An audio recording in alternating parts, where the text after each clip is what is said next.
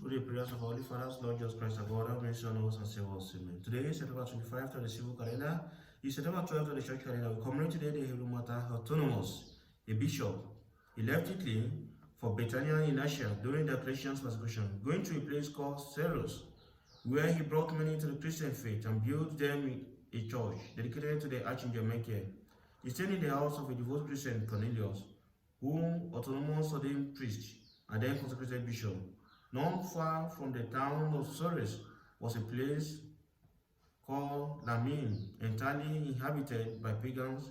Saint Autonomous went to this place and quickly brought many to the light of the gospel of Christ. This was the pagans, and they hurried one day to the church of the Archangel Michael in Seres, and during this divine service, slew Autonomous in the altar, killing also many other Christians in the church.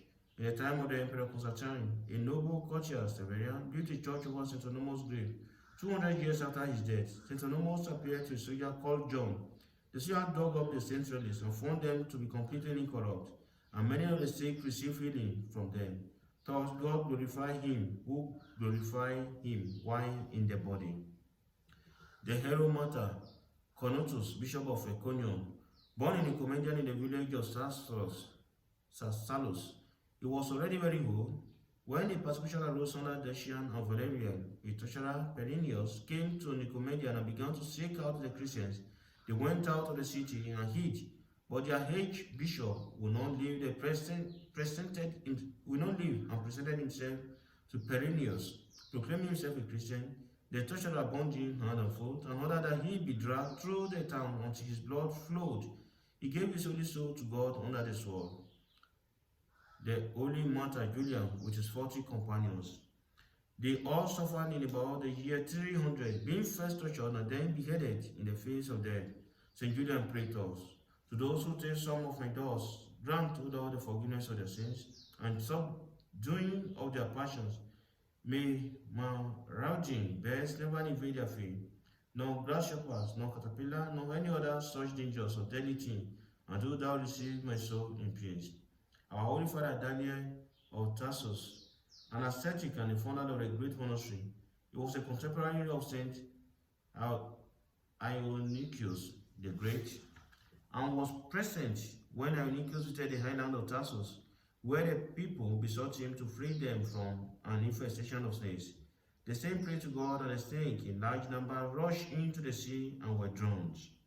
The holy martyr Macedonius, Tatianus, and Theodorus, they suffered for Christ the Lord in the time of Julian the Apostate at Myropolis in Phrygia. They were harshly tortured for destroying the statue of an idol and burned on an iron grid until they gave their souls to God. While they were burning over the fire, these courageous men cried out mockingly to the torturer, "Why not try our meat to see if it is done?" And also, like the glorious Archdeacon Lawrence, "Turn us over, we are done on this side." Seeing and hearing the holy martyrs on the fire, the torturers were infinitely more confused and frightened than they were. For consideration, what sort of relationship must a man have with God? Uninterrupted and constant.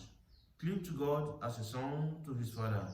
Constance St. Anthony, St. Alonius says, if a man does not have a heartfelt sense that beside him and God there is no one else in the world, he cannot find peace or soul. The one God is enough or more than enough for all that the heart of man can desire. Blessed Dora took on a strange child without a word, accepting him from Alexandria as her home. Out of love, she brought the child up in the fear of God. At the time of her death, she considered the child thus: what more does a man need than God and his divine love? He is our treasure, our riches, our food and drink, our clothing and shelter, our health and strength, our mirth and joy, our hope and our confidence. Try to find him, my son. If you find the one God, that is enough for you. You will find more joy in him than if you had formed the whole world. In thus, Saint Theodora was not speaking from books or using another word.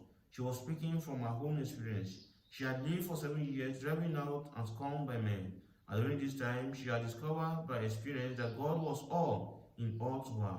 and that the one God is sufficient for all that the heart of man can desire.